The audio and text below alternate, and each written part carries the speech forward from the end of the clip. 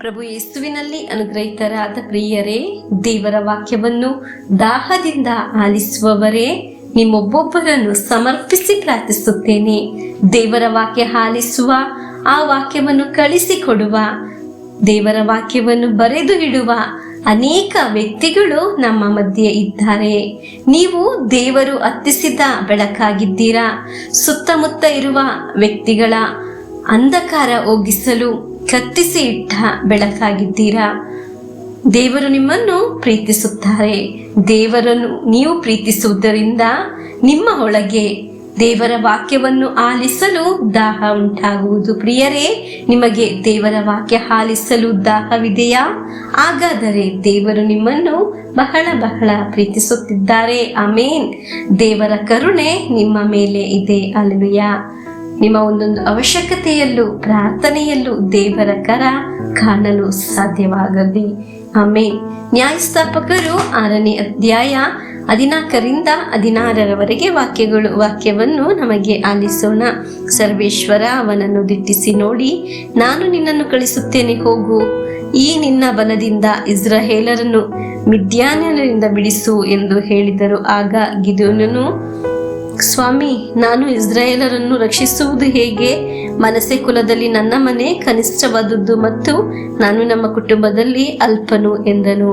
ಸರ್ವೇಶ್ವರ ಅವನಿಗೆ, ನಾನು ನಿಮ್ಮೊಂದಿಗೆ ಇರುವುದರಿಂದ ನೀನು ಮಿದ್ಯಾನರೆಲ್ಲರೂ ಒಬ್ಬ ಮನುಷ್ಯನನ್ನು ಎಂಬಂತೆ ಸದೆಬಿಡುವೆ ಎಂದರು. ಪ್ರಿಯರೇ, ಗಿದ್ಯಾನನ ಬಗ್ಗೆ ನಾವು ದೇವರ ವಾಕ್ಯದಲ್ಲಿ ಆಲಿಸಿದ್ದೆವು. ಏನೂ ಅಲ್ಲದ, ಏನೂ ಇಲ್ಲದ ಒಂದು ಶೂನ್ಯ ವ್ಯಕ್ತಿ ಆದವನು ದೇವರು ಅವನನ್ನು ಶಕ್ತಿಪಡಿಸಿದ್ದನ್ನು ನಾವು ಕಂಡೆವು ದೇವರ ವಾಕ್ಯದಲ್ಲಿ. ಪ್ರಿಯರೇ, ವಾಕ್ಯ ಆಲಿಸುವ ನಾವು ಸಹ ಗಿದ್ಯೋನನ ರೀತಿ ಆಗಿರಬಹುದು.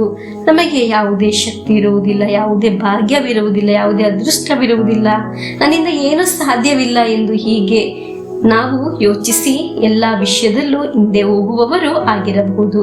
ಕನಿಷ್ಠವಾದ ಒಬ್ಬ ವ್ಯಕ್ತಿ ಆಗಿರಬಹುದು. ಆದರೆ ಕನಿಷ್ಠನಾದ ಒಬ್ಬ ವ್ಯಕ್ತಿಯನ್ನು ದೇವರು ಶಕ್ತವಾಗಿ ಆಶೀರ್ವದಿಸಿದ್ದರು, ಮಾರ್ಪಡಿಸಿದ್ದರು. ಪ್ರಿಯರೇ, ನಾವು ಯಾಕಾಗಿದೆ ದೇವರ ವಾಕ್ಯವನ್ನು ಆಲಿಸುವುದು ಎಂದು ನಿಮಗೆ ಗೊತ್ತೇ?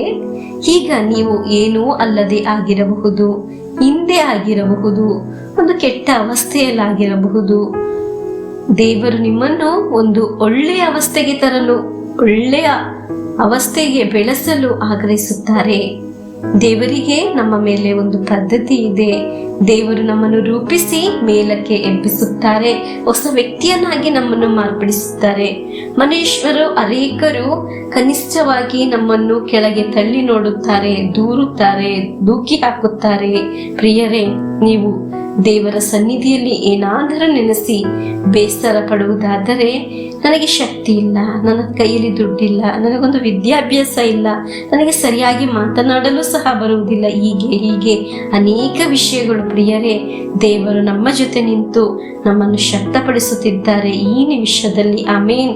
ಪ್ರಿಯರೇ, ದೇವರು ನಮ್ಮ ಜೊತೆ ಇರುವಾಗ ನಮ್ಮನ್ನು ದೇವರು ರಕ್ಷಿಸುತ್ತಾರೆ. ಗಿದ್ಯೋನನ ರೀತಿ ನಮ್ಮ ಜೀವನದಲ್ಲಿ ಹೊಸ ಜೀವನವನ್ನು ನೀಡುತ್ತಾರೆ. ಪ್ರಭು ನಮ್ಮ ಜೊತೆಯಲ್ಲಿ ಇರಲಿ ಎಂದು ಪ್ರಾರ್ಥಿಸಿ ಪ್ರಭು ಯೇಸುವಿನ ಆಶೀರ್ವಾದವನ್ನು ನಮಗೆ ಸ್ವೀಕರಿಸೋಣ. ಆಮೇನ್. ನಮ್ಮೇ ಪ್ರಭು ಯೇಸು ಕ್ರಿಸ್ತರ ವರಪ್ರಸಾದವು, ದೇವರ ಪ್ರೀತಿಯು, ಪವಿತ್ರಾತ್ಮರ ಅನ್ಯೋನ್ಯತೆಯು ನಿಮ್ಮೊಡನ ಇರಲಿ.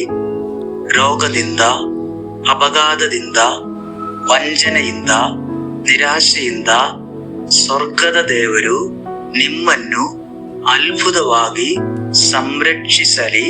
ದೀರ್ಘಾಯುಸ್ಸು, ಆರೋಗ್ಯ, ಸಮಾಧಾನ, ಸಂತೋಷ ಉಂಟಾಗಲಿ.